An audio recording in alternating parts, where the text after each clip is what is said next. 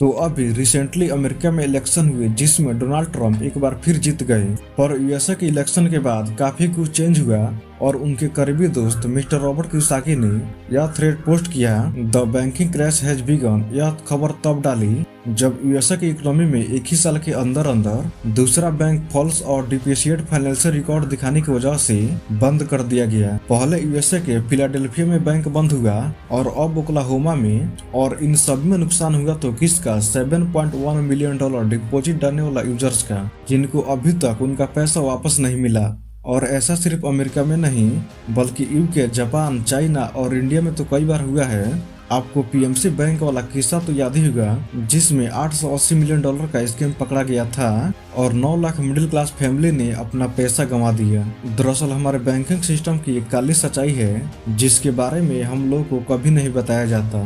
DICGC के according आप एक बैंक अकाउंट में कितना भी पैसा डालो, लेकिन अगर कोई बैंक बंद होता है तो आपको सिर्फ 5 लाख तक ही वापस मिलेंगे। यानी आपके रखे हुए टोटल अमाउंट में से सिर्फ 5 लाख अमाउंट आपका इंश्योर्ड है। हम लोग को बचपन में सिखाया तो गया है कि मेहनत करो, पैसा कमाओ, उसे बैंक में सेव करो, क्योंकि बैंक सबसे सेफ है ताकि आपकी मेहनत की कमाई सेफ रहे और बढ़ती इन्फ्लेक्स के साथ आपका पैसा भी धीरे धीरे बढ़ता रहे। पर क्या आखिर ऐसा होता है? इसलिए रॉबर्ट कियोसाकी हमेशा कहते हैं कि पुअर मेंटालिटी वाले लोग अपना पैसा बैंक में रखते हैं और अमीरी होने के सपने देखते हैं, जबकि रिच माइंडसेट वाले लोग पैसे से एसेट बिल्ड करते हैं और बैंक का पैसा यूज करके एसेट बनाने में लगाते हैं और अमीर बन जाते हैं। तो आज के इस वीडियो में मैं आपको 8 ऐसे अमेजिंग एसेट के बारे में बताने वाला हूं जिसमें इन्वेस्ट करके आप अपनी लाइफ को पूरी तरह से चेंज कर सकते हैं।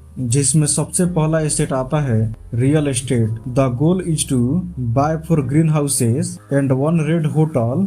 रॉबर्ट कियोसाकी की अपने बुक में इस फ्रेज को कई बार यूज करते हैं जिसका सीधा सीधा मतलब है invest in real estate. India में अगर रियल एस्टेट मार्केट साइज देखा जाए तो साल 2030 तक $1 ट्रिलियन टच करने वाला है और इस समय हमारी टोटल जीडीपी का 13% अकेला रियल एस्टेटिंग सेक्टर कंट्रीब्यूट करता है। ऐसा इसलिए क्योंकि आने वाले सालों में भले ही जॉब खत्म हो जाए, एआई सारा काम टेक ओवर कर ले, हर काम ऑटोमेट हो जाए, पर लोगों को घरों की डिमांड तो हमेशा ही रहेगी और साथ ही ऑर्गेनाइजेशन की वजह से बिजनेस भी खुलेंगे। यानी इकलौता ऐसे एसेट है जिसमें आज से 50 साल पहले भी जम के कमाई थी और अगले 100 साल बाद भी रहेगी, क्योंकि आज के डेट में कमर्शियल और रिटेल स्पेस की डिमांड काफी बढ़ रही है। इकोनॉमिक टाइम्स की रिपोर्ट कहती है कि अगले 10 सालों में इंडिया में रियल एस्टेट सेक्टर 18.7% का एनुअल CAGR देने वाला है। साथ ही एक रियल एस्टेट प्रॉपर्टी को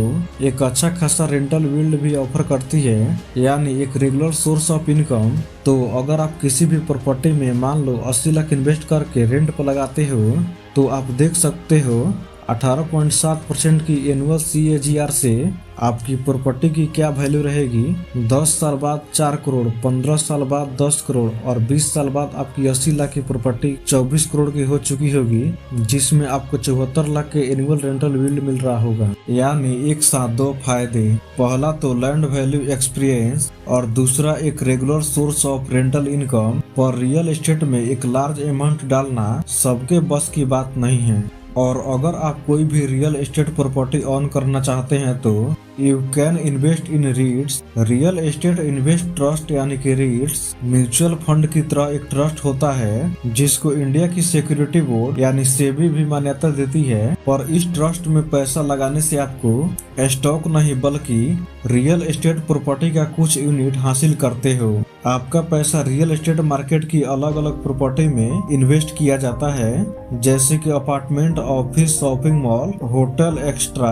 यहाँ आपको कैपिटल एक्सपीरियंस का फायदा तो मिलता है, पर रेंटल यील्ड की जगह आपको मिलता है डिविडेंड। यानी कुल मिलाकर सारा पैसा बैंक में जमा मत करो, invest in real estate also. Asset number 2, fine arts and collectibles. Real estate के बाद अगर कोई एसेट जो सच में आपको रेपुटेड और पैसा दोनों कमा के दे सकता है तो वो है fine arts and collectibles. India एक ऐसा देश है जहां हाई रेट कल्चर की भरमार है यहाँ आपको कई सारे आर्ट्स, क्राफ्ट्स, पेंटिंग और ऑर्नामेंट देखने को मिल जाएंगे जिनकी फिजिकल वैल्यू टाइम के साथ साथ बढ़ती रहती है।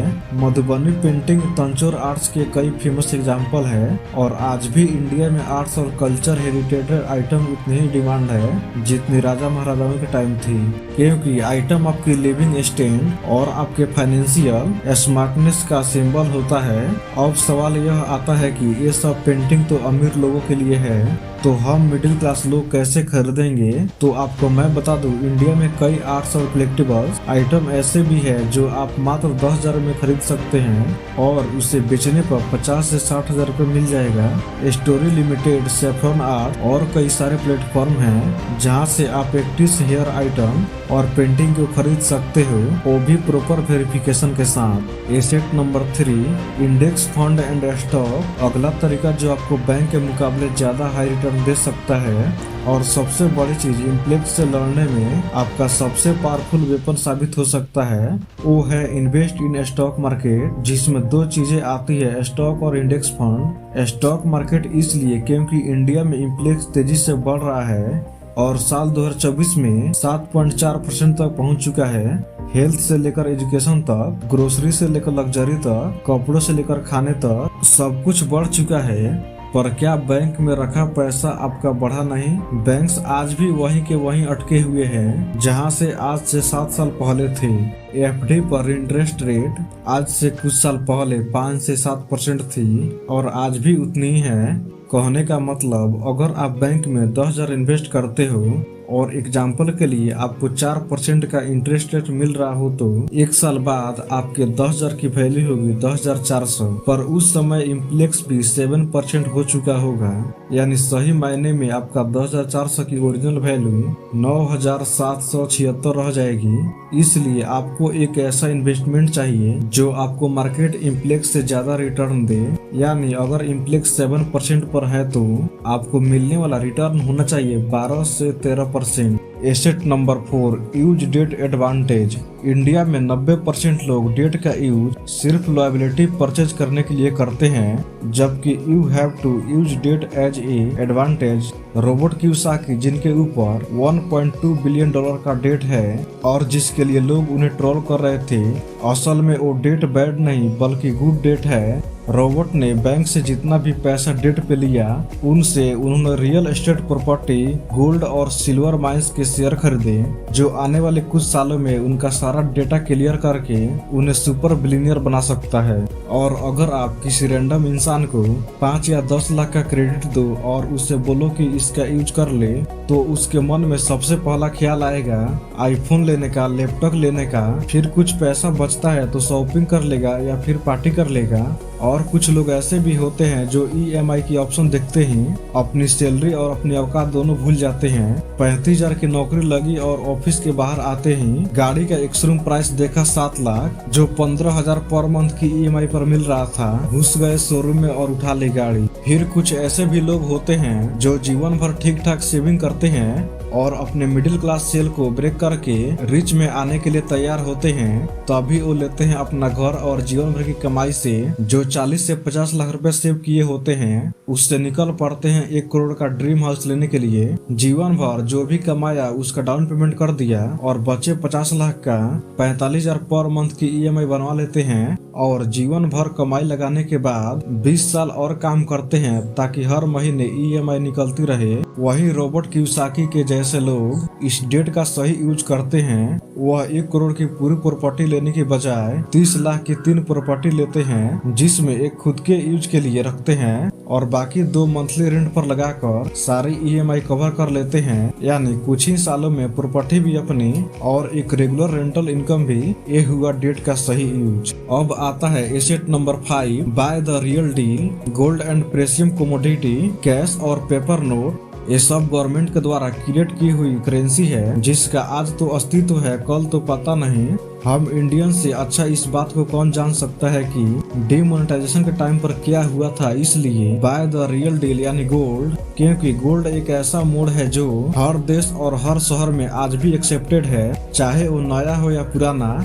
अभी शादियों का टाइम चल रहा है और ऐसे टाइम में गोल्ड के भाव आसमान छू गए हैं। इसलिए रॉबर्ट कियोसाकी ने इसको गॉड्स मनी भी कहते हैं। इसमें गोल्ड, सिल्वर और कई नेचुरल कमोडिटी जैसे energy resources, food, live stock आते हैं जो हमारी अर्थव्यवस्था में मौजूद है और उसके बिना जीवन मुश्किल है। अपने एक इंटरव्यू के दौरान रॉबर्ट कियोसाकी एजुकेशन सिस्टम को ब्लेम करते हुए कहते हैं, स्कूल हमें पढ़ाते हैं ताकि हम बड़े होकर पैसा कमा सके, कैश अर्न कर सके और उसे मुताबिक एक कैश आपकी सफलता की चाबी है। जबकि मैं समझता हूँ यह कैश कुछ नहीं, मात्र एक टॉयलेट पेपर का सामान है।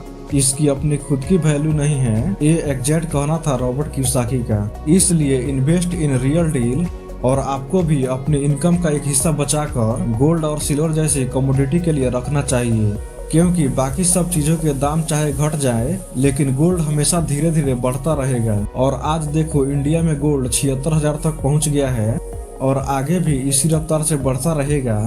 गोल्ड और सिल्वर के अलावा जो सबसे इम्पोर्टेंट कमोडिटी है वो है एनर्जी और लाइव स्टॉक रिसोर्सेस। आने वाले 10 या 20 सालों में इंडिया में ये भी इंडस्ट्री बहुत तेजी से बूम करने वाली है। इसलिए एनर्जी और सोलर पावर कंपनी में इन्वेस्ट करें। आप फ्यूचर ग्रोथ की गारंटी बिल्ड कर सकते हो। ठीक इसी तरह जिंदा रहने के लिए इंसान को लाइव स्टॉक और एग्रीकल्चर प्रोडक्ट कंज्यूम करेगा ही। इसलिए put your money in A government commodity. Asset number 6, digital product. आजकल डिजिटल दुनिया का जमाना है। हर कोई अपने मोबाइल से और कंप्यूटर स्क्रीन से चिपका रहता है और सबसे ज्यादा कोई चीज कंज्यूम की जाती है तो वह है कंटेंट, जैसे कि document, audio books, video courses, apps, website जैसे प्रोडक्ट आपके लिए गेम चेंजर साबित हो सकते हैं। पुराने जमाने में लोगों के पास टेक्नोलॉजी और रिसोर्सेज का इतना एक्सेस नहीं था और ना ही उन्हें इतना इंटरेस्ट था, लेकिन आजकल हर कोई डिजिटल प्रोडक्ट और कोर्सेज को कंज्यूम भी कर रहा है और उनसे इंस्पायर्ड होकर खुद नए प्रोडक्ट और कंटेंट क्रिएट भी कर रहे हैं। इंडिया की ई कॉमर्स मार्केट इस समय 325 बिलियन डॉलर की है और 2030 तक ये नंबर 800 बिलियन डॉलर तक पहुंचने वाला है। अगर हमारे ट्रेड पॉलिसी सही रहे तो इसमें डिजिटल एसेट और कंट्रीब्यूशन 26 मिलियन डॉलर का है। और जब से इंटरनेट सस्ता हुआ है, एजुकेशन, फूड, टेक्नोलॉजी और यहाँ तक कि मेडिकल फैसिलिटी भी ऑनलाइन अवेलेबल है। ऐसे में मान लो आप कोई भी डिजिटल प्रोडक्ट क्रिएट करके या कोई कोर्सेज क्रिएट करके लोगों को सेल कर सकते हो, जैसे कि यूमी अपग्रेड। इन सब वेबसाइट पर इन्होंने कोर्सेज अपलोड किए हैं और कोई चाहे तो बार बार इन कोर्सेज को खरीद सकता है और जितनी बार भी उन कोर्सेज को परचेज करेगा यह प्लेटफॉर्म आपको एक फीस देगी, जिससे आपके रीच और आपका पैसा दोनों बढ़ेंगे। यानी इसमें कॉस्ट ऑफ रिप्रोडक्शन बिल्कुल जीरो है। बस एक बार काम करो और फिर बार बार उसे रॉयल्टी एंजॉय करो। Asset number 8, build a brand. Brand का मतलब एक ऐसा प्रोडक्ट या एक ऐसा बिजनेस है जिसके नाम से लाइफ टाइम सेल्स होती रहेगी, भले ही आप उसका पार्टनर रहो या फिर ना रहो।